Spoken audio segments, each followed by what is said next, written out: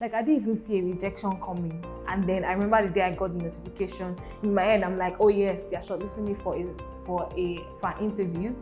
And then even after opening it and I saw we regret, I'm like, okay, maybe they are regretting to congratulate me. Like, in my head, I just couldn't process it.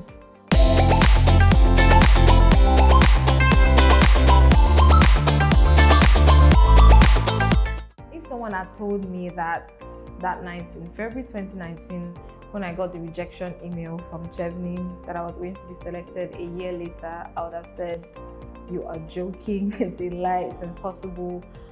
But amazingly, exactly 1 year later, in the same month, in 2020, I got a selection email from Chevening. And I'm just really grateful because the entire experience has been one of the most inspiring and has really made me believe in the power of, pursuing your dreams irrespective of initial failure. I'm sharing this story to inspire anyone who has ever failed at anything, anyone who has ever felt like giving up, anyone who has ever tried and things don't seem to work out the way you want it to work out.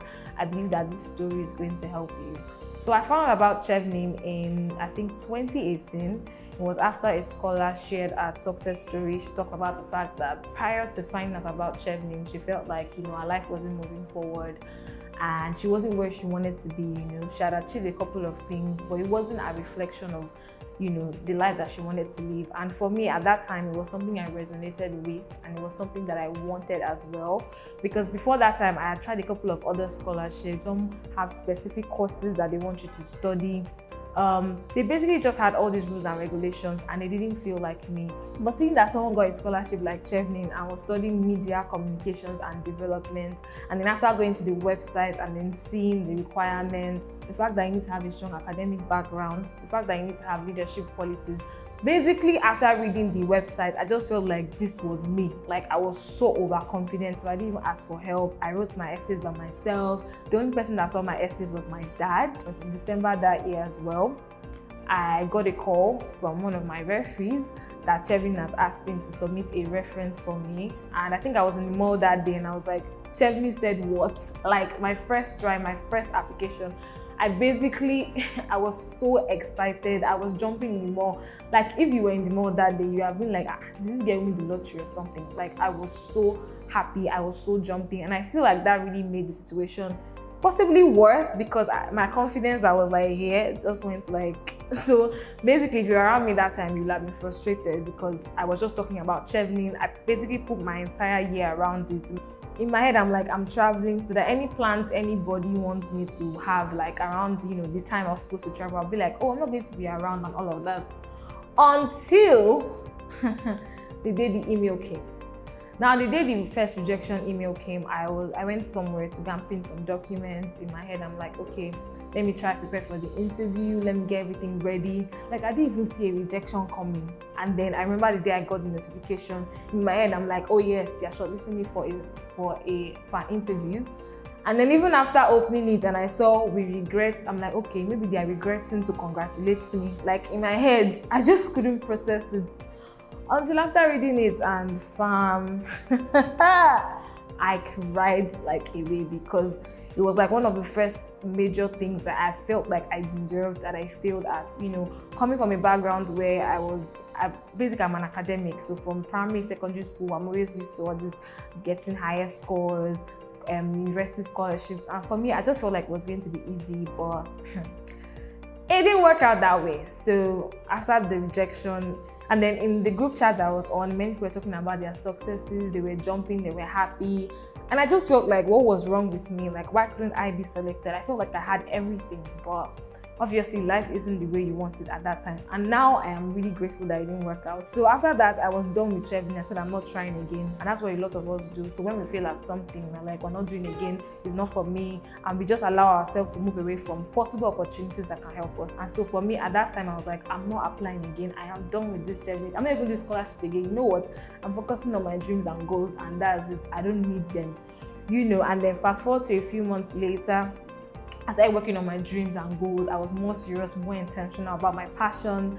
And then a friend of mine came to visit me in my house and he was like, oh, what was the saddest moment of your life in 2019? And I'm like, oh yeah, getting rejected for Chevening. And he was like, oh wow, that's sad. but try again. I'm like, sir?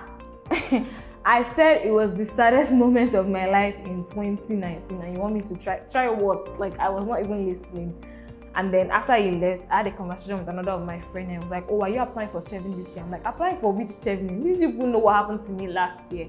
And then he was like, he said a very important quote for me that really struck a chord within me. And then he was like, failure is what happens after you put in the next effort. No, that doesn't make any sense. The quote he said was, success is what happens after you put effort when you fail. Something like that. I'm trying to remember the exact thing, but it will be on the screen anyways. But he said something of that sort. And for me, that really hits me.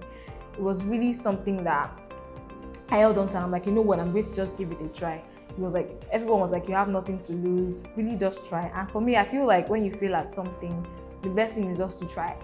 Life is not automatic. Things don't happen exactly the way you want them to be. And so it's important that you put in the effort. Like, just try. Like, there's nothing you're going to lose. So anyways, this time around, I didn't have any expectations. I was just like, you know what? I'm just going to try. Anything that happens because I've been rejected before and that's it.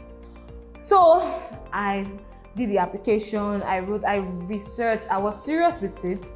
And then a lot of things had even changed because the person I was the year before and the person I was in 2019 ending was really different. I had new dreams, I had new goals, and this reflected in the quality of application that I put in because I had grown as a person. I believed more in myself because of anger maybe, but I just really put in more work into myself, and so it reflected in my essays. This time around, I was not doing I knew everything. I showed my friends, please read this essay. Does it make sense to you? You know, it's not really about what I'm saying because I didn't lie about anything, but just, do you find this interesting? And then they read it and they tell me, oh, well, this one is nice, but this one made me want to sleep. And then I submitted my application, and lo and behold, a few hours after, the website crashed. This was like 2 days to the end, and website was already crashing. I was not imagining what if it crashed just like a few hours earlier. That's that all my efforts will have gone. But anyways, as God will have it, I sent it, and I was really grateful. And then I removed my mind from it. I'm like, you know what?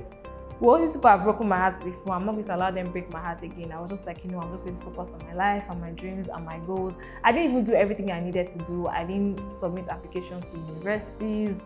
I didn't even read for IELTS. I'm like, well, these people are going to reject me. And that's it. All my friends are like, oh, they're going to select you. But I was just really cynical about it, you know. And then I remember the day that I got the shortlist email. Oh my God. I was hysterical. Like, I was just screaming. I was so excited. I was just like, oh wow, oh my God. Like, I cried. Like, that's how much surprised that I was. And then, you know, immediately after that, reality of my imposter syndrome, because I didn't even make any efforts. I didn't apply to schools. I didn't do anything I needed to do. And I'm like, oh my God, my interview is in 2 weeks and I've not done anything. But you know, as God will have it, I had amazing friends around me, Damola and Anyton. They are consultants at Abemont Consulting, and they were really supportive in this time. They ensured that I sent my application to the first school. I really wrote my personal statements the same day I got the shortlist. I had to really, you know, do the application, send it. But then there was so much panic because my interview was in another state, in Abuja. I had to do last-minute travel plans. Well, everything was just rush. But I'm like, you know what? This people shortlisted me. I had to make it work. So amazingly, a week after, the school I applied to give me a conditional offer. So that really boosted my morale. And then a week after, I traveled to Abuja for my interview. I stayed with a family friend. And then, you know, the night before the interview as well, my friend Damola helped me with, you know, a video call / phone call, just talking about, you know, the interview, because I didn't want a situation whereby I'll do like mock interviews with other people and then maybe be a little influenced, because sometimes you might be getting scared listening to other people. So I didn't want anything to compound my problems. So the day of my interview, that's how my village people came inside. So apparently that morning, the family that I was staying with offered to let their driver take me to the interview. That was the British High Commission in Abuja. We started the journey, and then I realized that the driver did not know the way to the place, and he didn't tell me on time that he did not know the way to the place. So I noticed that we started going round and round in circles, and then he started asking people, okay, so where is the place? I'm like, what? Why didn't I just take a freaking Taxify, you know? And then we wasted a lot of time. It was about, I think, 20 minutes in my interview time, and we're still confused. I don't know why I forgot that there was something called Google Map. but it was just like round and round and round, till finally God told me that, madam, there is Google, check Google map, and then we clicked on Google map, we checked the location. Then the driver was like, but this is not the place. And then everybody will ask on the road to tell us that we're going on the wrong journey. But something in my spirit was just like, you know what, follow this Google map, let's get there. And then amazingly, we got to the interview. I got in, I sat down, second village people. So I noticed that some of the scholars were with printed paper. And I looked at my leg.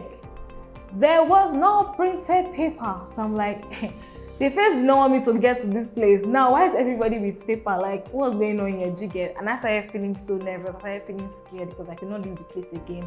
And I'm like, oh my God, are these people going to is this going to affect me and all of that? I basically lost my mind. And then I was called in. I was still really nervous because of the paper. I don't even know why. But then I got in. Previous, guardians had told us that, okay, there's going to be 3 interviewers. And then I got there, I saw 4 people. I was like, okay, this is going to be really interesting, I sat down. In the beginning of the interview, I was so nervous. I didn't even know what was going on. Like, when you practice for something and then in the beginning you're like, what's going on? But eventually I found my confidence, and then, I spoke, I talked about everything. And then the interview moved from being nervous and shaky to being fun. I ended up vibing with the interviews. We laughed. I was basically in a high spirits. I left the interview. I called my mom, my brothers, everybody. Oh my God, I did so well. And then I decided to meet up with a couple other applicants, and then we sat somewhere, and then everyone started talking about their interview. Like that thing that people do after exams, please don't try it in this Chevening process, because you will be frustrated, And then after everyone was talking about their interviews, I just went inside toilets and started crying because I felt like I said a lot of rubbish. Because you know how people will talk about all the things they said, and your own mind, you're like, oh God, why didn't I say this? Why didn't I do this? And I just felt like I had failed again. So for weeks, I was so depressed. All the motivational talk that I got did not work. Like, it was not even entering anywhere. I was just so sure that I wasn't going to get it, I could not even focus on it again. I was just like, well, listen, I will try again. Amazingly, in the early June, I got the email that I was conditionally selected. Hey, God, I was literally jumping. Like, I think like all the neighbors will have heard me screaming, because thinking that you did not do well at something, thinking that something was not for you, thinking that you're going to fail, and then now getting a selection email, for me, just really validated a lot of things. Made me realize that in this life, anything is possible. Your dreams are valid, and you just need to put in the effort and pray. Let God just help you, basically. But anyways, I just feel like this should be a lesson to anybody. Number one, don't let failure deter you from trying again. Like, sometimes you just need to try again, because that might just be where the success is.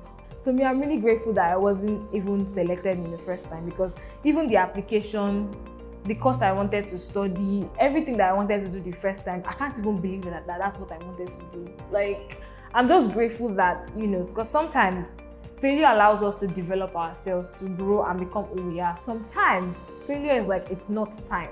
It just means that you need a little more growing to do. And that's what this entire process has taught me, that we should not let failure stop us.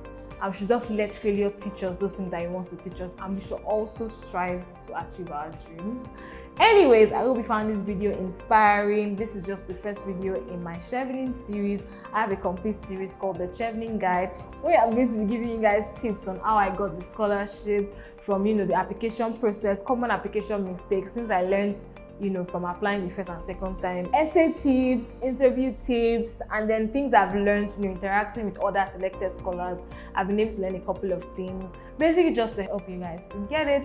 So stay tuned to my channel, because a lot is coming. And also, this video was sponsored by Abemont Consulting. And yes, subscribe to my channel. Bye.